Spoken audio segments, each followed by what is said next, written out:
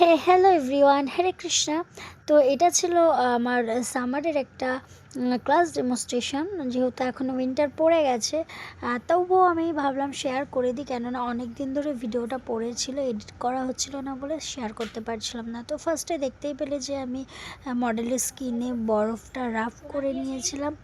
এরপরে আমি toner apply করেছি। টোনারটা ছিল রিকর্ডের গ্রিপ স্প্রে, তো ওটা অ্যাজ এ টোনার হিসাবে ইউজ করা যায়, ওটাই ইউজ করেছিলাম। দেন আমি ওয়াটার বেস ময়শ্চারাইজার অ্যান্ড একটা রিকর্ডেরই এসব বেস প্রাইমার অ্যাপ্লাই করার পর ম্যাজিক ড্রপও অ্যাপ্লাই করেছিলাম, বাট ভিডিওতে দেখানো হয়নি। তারপর আমি কালার কারেকশন করেছিলাম অ্যাফলেজার কনসিলার প্যালেট থেকে। সমস্ত দাগ স্পট আমি হাইড করে নেওয়ার পরে রিকর্ড আর ম্যাকাজেমিয়া দুটো ফাউন্ডেশনকে মিক্স করে মডেলের স্কিন শেডটা এনে আমি অ্যাপ্লাই করেছিলাম।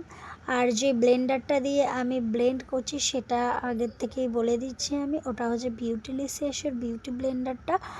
তো ভীষণ সফট, ভীষণ সফট, মনে হবে যেন রসগোল্লা। দেন আমি কনসিলার প্যালেট যেটা ছিল অ্যাফলেজার, ওই প্যালেট থেকে আমি হাইলাইট পয়েন্টগুলো হাইলাইট করে নিয়েছিলাম। দেন সেটাকে ভালো করে ব্লেন্ড করে নেওয়ার পর আমি এখন এখানে পাউডার সেট করব। পাউডারটা ছিল লরা মার্সিয়ার। যাই হোক, আমি পাউডারটা সেট করে নিচ্ছি। এখানে দেখো আমি কিভাবে সেট করছি। আর যারা মেকআপ আর্টিস্ট তারা তো জানোই কী প্রসেসে পাউডার সেট করতে হয়। যেহেতু সামার ছিল এই কারণে আমি একটু পাউডারটা পরিমাণে বেশি দিয়েছি, উইন্টার থাকলে একটু কম দিতাম। আর এখানে আমি আইব্রোটা সেট করছি পিএসি আইব্রো পমেড থেকে। যাই হোক, তোমাদের একটা কথা বলি, আই মেকআপ এদিকে হচ্ছে, তোমরা ভিডিওটা দেখতে থাকো। আর কিছু কথা বলি, তোমরা যারা আমার ফেসবুক থেকে দেখছো আমার ভিডিওটা, তারা প্লিজ একটা লাইক কমেন্ট করে দিও। আর যদি ভালো লাগে তাহলে ফলো করে দিও। আর যারা ইউটিউব থেকে দেখছো তারা অবশ্যই আমার চ্যানেলটাকে সাবস্ক্রাইব করে দিও। এরপর আরও সুন্দর সুন্দর ভিডিও আসবে তোমাদের জন্য, তার জন্য অবশ্যই আমার পাশে থাকতে হবে তোমাদেরকে।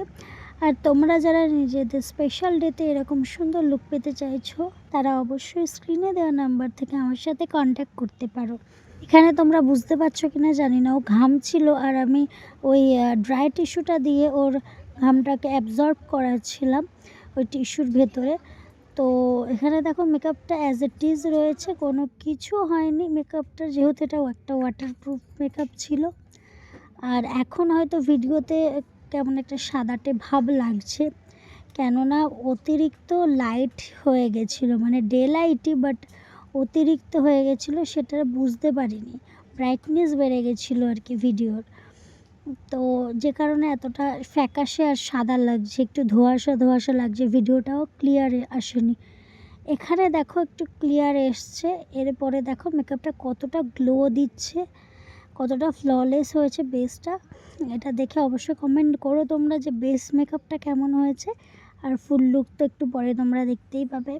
লিপস্টিকটার কথা বলি, ওটা ছিল ফরএভার 52 লিপস্টিক প্যালেট থেকে আমি একটা শেড নিয়ে অ্যাপ্লাই করেছি। এরকম গ্লোই একটা বেস পেতে গেলে আমার সাথে অবশ্যই কন্ট্যাক্ট করতে হবে।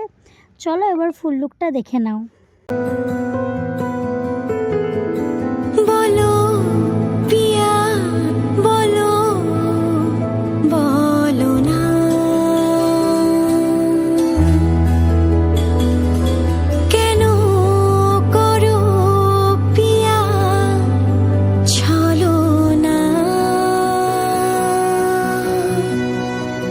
মনে মনে দুজনে হৃদয়